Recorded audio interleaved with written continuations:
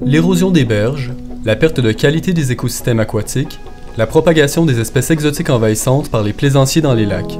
Ce ne sont que des exemples des problématiques auxquelles font face certaines communautés de la zone de gestion du Cobali. Lorsqu'il s'agit d'intervenir pour la protection de la ressource eau, la contribution de chaque individu compte grandement. Mais il existe un acteur dont le rôle est particulièrement important. En effet, en raison du pouvoir de réglementation et des moyens dont disposent les municipalités, plusieurs élus reconnaissent que le devenir de nos plans d'eau repose entre leurs mains. Parmi eux, certains rayonnent par la pertinence de leurs initiatives et par la cohérence de leurs réponses aux enjeux liés à l'eau. Aujourd'hui, faites la rencontre de 3 élus qui nous partagent les détails de projets ambitieux pour la protection de la ressource.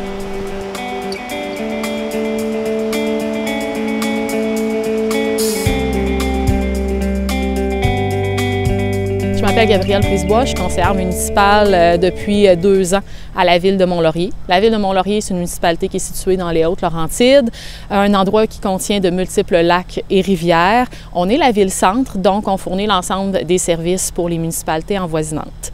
L'année passée, on a commencé une démarche de planification stratégique parce que ça faisait plusieurs années que la ville n'en avait pas fait une, puis on voulait entendre nos concitoyens à savoir ce qu'eux voulaient dans les prochaines années pour leur ville. Donc, c'est une démarche qui a duré 1 an. Puis à la fin de cette année-là, on a conclu la démarche par un plan stratégique qui nous a permis de mettre de l'avant 5 grandes orientations, dont l'orientation environnement, dans lequel il y a différentes actions qu'on va faire dans les prochaines années pour en faire bénéficier l'ensemble de notre population. Dans les prochaines années, puis même au cours des prochains mois, puis il y a déjà des actions qui sont en cours au niveau de l'eau dans les Hautes-Laurentides. On veut faire la promotion de l'accès à nos cours d'eau finalement au niveau local. On s'est fait dire par nos concitoyens qu'on avait vraiment des beaux cours d'eau en plein centre-ville. Je parle du ruisseau Ville-Mère, je parle également de la rivière du Lièvre ou encore du lac Thibault, qui sont des endroits qui sont vraiment paradisiaques, magnifiques pour un centre-ville dans un milieu urbain. Puis les citoyens nous ont fait comprendre que peut-être que l'accès n'était pas privilégié encore.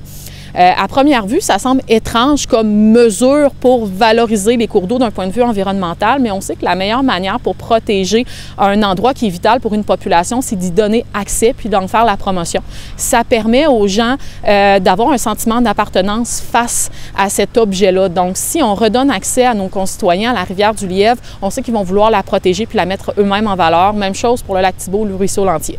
Donc, c'est ce qui fait que c'est une de nos actions qu'on va mettre de l'avant, de pouvoir privilégier cet accès-là au cours d'eau pour que ces endroits-là deviennent une propriété collective puis que ce soit la responsabilité de tout le monde d'en prendre soin.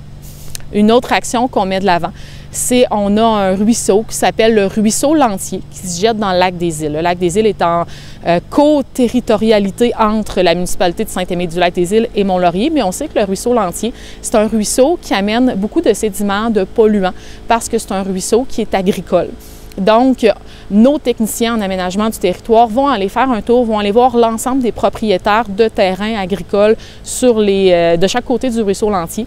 Puis, ça va nous permettre de les sensibiliser au fait de leurs actions agricoles face au ruisseau Lantier. Puis, on sait que quand le ruisseau se jette dans le lac des Îles, visuellement, ça paraît qu'il y a une pollution qui augmente au niveau là, de cet endroit-là dans le lac des Îles. Puis, c'est un des plus beaux lacs dans les Hautes-Laurentides. Donc, c'est vraiment important de le garder vigoureux en santé pour qu'on puisse le plus longtemps possible en profiter. Pour le Cobali, l'implication des municipalités à la table de concertation est indispensable. La participation d'élus provenant des 4 coins du territoire permet de bâtir un plan directeur de l'eau qui reflète bien les enjeux liés à la ressource que connaissent toutes les communautés. Martin Lajeunesse est le conseiller municipal de la ville de Gatineau pour le district de Buckingham. Il est aussi l'un des 6 représentants municipaux au conseil d'administration du Cobali. Nous l'avons donc interrogé sur son implication et sur l'importance d'éduquer la population quant aux enjeux liés à la ressource eau. C'est important pour nous, là, les ressources comme la Lièvre et les autres rivières là, qui découlent à travers la ville de Gatineau.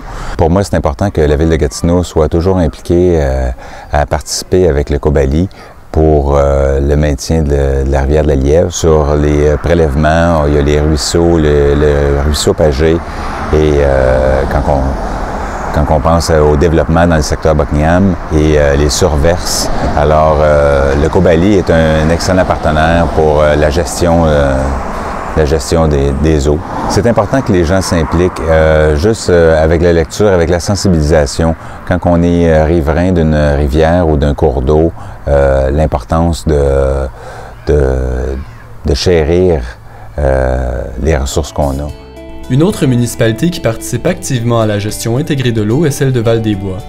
Ce village, qui borde la rivière du Lièvre dans la partie ouest de la MRC de Papineau, connaît certains enjeux qui occasionnent l'érosion des berges.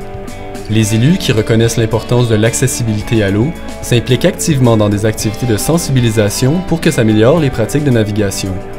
Francine Marcoux, conseillère à la municipalité de Val-des-Bois, a généreusement accepté de nous parler de leur réalisation.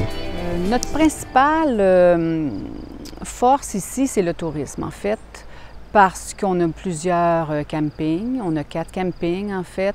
Il y a la chasse, il y a la pêche, il y a nos rivières, notre rivière et nos lacs qui sont très utilisés là, pour ça. Alors, notre économie, c'est le tourisme ici et c'est très important. Donc, l'eau est très importante pour nous.